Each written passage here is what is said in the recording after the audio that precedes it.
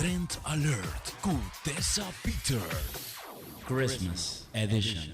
Eu penso que é valor de decorar a segunda temporada de ano, porque quando não tempo que não por usa bom.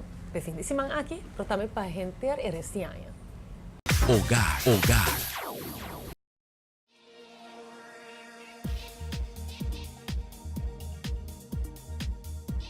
Esse aqui tem momento para decorar a casa para Halloween e a secção aqui está bisa turcos. Porque está aqui muito gente que sube caia. Está aqui dentro no truco e do gente também.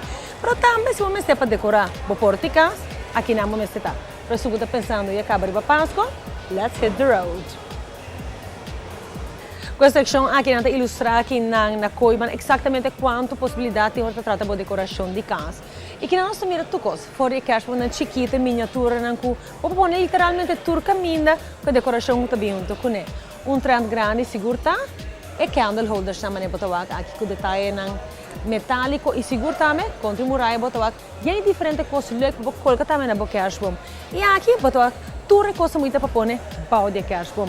Detalhe de cerâmica, bala de todo color imaginável e também seguro coisa muito para usar como centerpiece da mesa. E sem dúvida a pessoa como ser um tipo de mueble, aqui não botar um mueble também, mueble para fora de casa, super trendy, mas botar mira aqui e seguro também suficiente opção.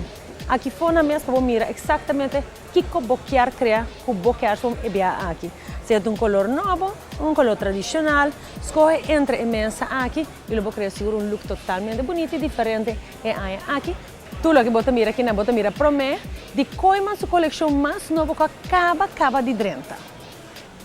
E se boa anche foto que bota mira para mim aqui na Trend Alert, de coima su mais novo de coleção vou riparar.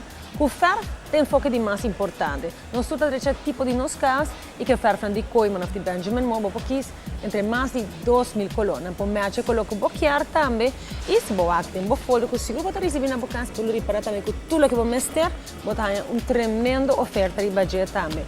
Vamos ter tudo constante para fazer trabalho bom e constante vou mexer. Tá é tip de experto. Agora, dia 31 de outubro, por 10 remainder até 1 de meio-dia, lo vai tentar Riley aqui na Ford de Coiman para durante nosso tour e tips necessários. Vinco para trás do projeto e depois dar um color ou look totalmente nice, então que ferro que botar aqui na Coiman.